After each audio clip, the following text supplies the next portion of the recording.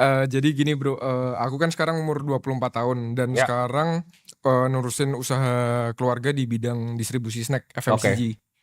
Eee Snack apa? jadi distributor. Jadi Oke. kayak ngambilnya dari ada Mayora, OT, Oke, oke, Garuda oke. gitu. Modelnya sih masih cukup konvensional, udah running 20 tahun juga sih. Ya, Udah running 20 tahun tapi masih konvensional dan udah mulai belajar investasi kan dari AC juga. ya, 2024 Januari berarti udah sekitaran 2 tahun. ya. Nah pertanyaannya, kalau Bro Timothy jadi aku di posisi sekarang, langkah apa yang Bro bakal ambil buat bisa ngejar 100M pertama lagi dengan kondisi yang bisa mungkin hampir kurang lebih sama kayak aku kalau semisal. Oke. Misal tukeran posisi ya, Iya, gue dulu. Itu susah. pertama-tama. Pertanyaan kedua? Pertanyaan kedua, kan kalau dari yang aku belajar dari Aceh, apalagi dari Bro Timothy, Ya, Bro kan sering bilang kalau kita harus nge-challenge diri kita buat tahu kalau keputusan kita tuh benar apa enggak. ya. Nah, tapi kadang makin kayak kita yakin kalau kita bener, itu ternyata, bias doang. Ya. Nah, menurut Bro itu gimana cara ngebedain keputusan yang benar-benar lahir dari clarity, bukan dari bias atau ego pribadi itu gimana? Oke, oke.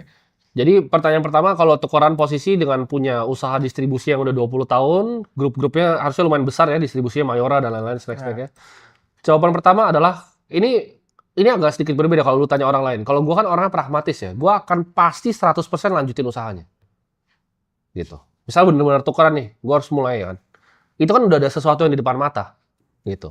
Bukan berarti misalnya orang tua lu tuh punya usaha terus langsung lu kayak enggak, saya mau sendiri gitu. Itu menurut gua enggak seperti itu enggak efisien.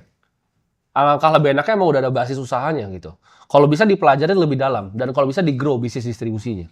Itu yang pertama. Dari sini ini kan menghasilkan apa? Cash.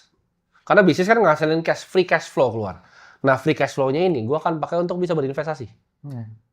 Karena kan bisnisnya lu nggak kontrol semua. Basically masih punya orang tua. Tapi kalau lu bisa besarin ini ya, pasti mereka juga bangga dan senang.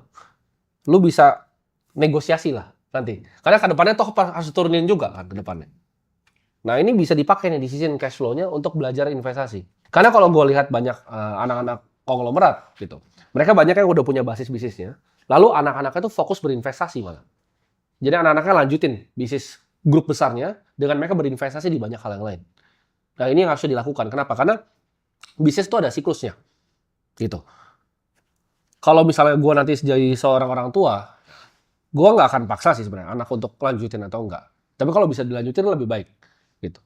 Tapi yang pasti bisa berjalan terus adalah cash flow yang lu punya hasil investasi. Karena itu berbeda, itu tahan siklus. Contohnya, misalnya kripto nih jelek nih ke depan. Kita berdua akan pindah ke hal yang lain, humanoid lah apa. Kita tuh nggak stick di satu.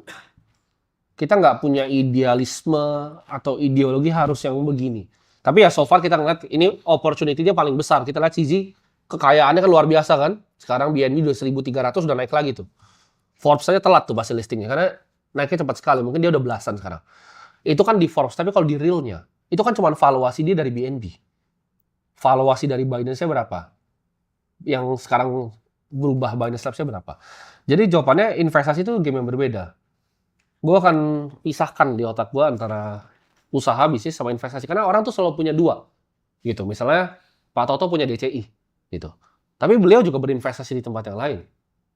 Sempat berinvestasi di Google juga, dan lain-lain.